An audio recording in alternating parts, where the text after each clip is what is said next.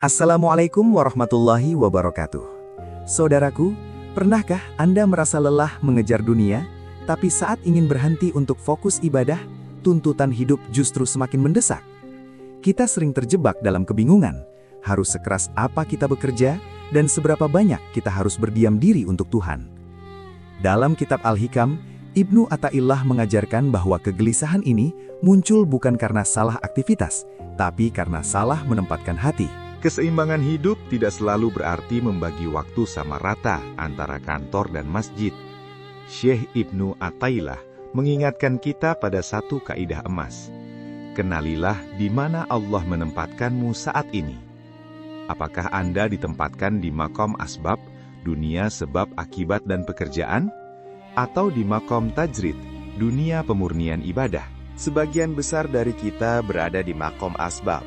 Tanda-tandanya, jika Anda tidak bekerja, kewajiban Anda terbengkalai dan keluarga Anda terlantar. Jika Allah menempatkan Anda di sini, maka mencangkul di sawah, mengetik di kantor, atau berdagang di pasar adalah bentuk ibadah Anda. Jangan merasa hina karena sibuk dengan dunia, sebab itulah sajadah Anda saat ini. Sebaliknya, ada orang-orang yang Allah pilih untuk berada di makom tajrid. Mereka dimudahkan rizkinya dari jalan tak disangka-sangka, sehingga mereka bisa fokus sepenuhnya untuk ilmu dan ibadah. Ini bukan kemalasan, melainkan tugas khusus untuk menjaga spiritualitas umat. Keduanya, pekerja dan ahli ibadah, sama mulianya jika ridho dengan ketetapan Allah. Masalah muncul ketika kita ingin lari dari tempat kita.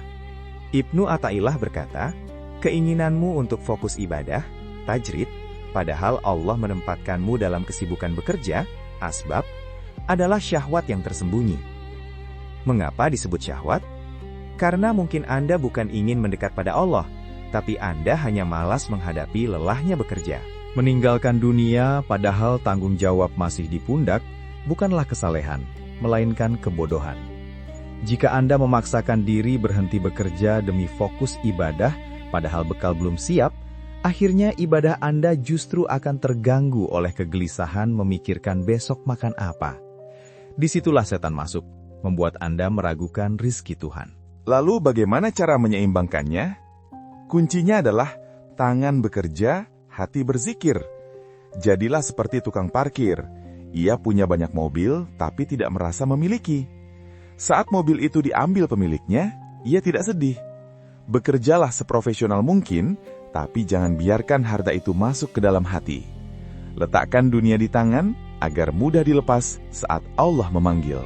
Syekh Ibnu Athaillah mengajarkan agar kita mengalir seperti air.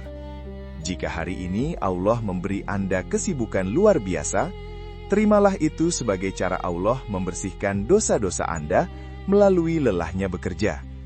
Jika besok Allah memberi kelapangan waktu, gunakan itu untuk bersujud lebih lama. Jangan memprotes skenario sutradara terbaik. Ingatlah, ibadah sosial seringkali lebih tinggi derajatnya daripada ibadah individual. Saat Anda bekerja mencari nafkah halal untuk keluarga, Anda sedang berjihad. Jangan memandang rendah diri Anda sendiri hanya karena Anda tidak bisa sholat duha 12 rakaat setiap hari. Keringat ikhlas Anda dinilai setara dengan tinta para ulama. Keseimbangan sejati adalah ridho. Ridho menerima peran. Jika jadi orang kaya, jadilah orang kaya yang bersyukur dan dermawan. Jika sedang diuji kesempitan, jadilah orang sabar yang tetap berusaha. Jangan iri pada peran orang lain. Bunga mawar tidak iri pada melati, dan melati tidak ingin menjadi matahari. Semuanya bertasbih dengan caranya sendiri. Maka, mulailah hari ini dengan niat baru. Ya Allah, jika Engkau tempatkan aku di kantor ini, jadikan pekerjaanku jalan menujumu. Jika Engkau tempatkan aku di rumah, jadikan diamku sebagai zikir padamu. Jangan menunggu waktu luang untuk mendekat pada Allah, tapi mendekatlah pada Allah di dalam kesempitan waktumu.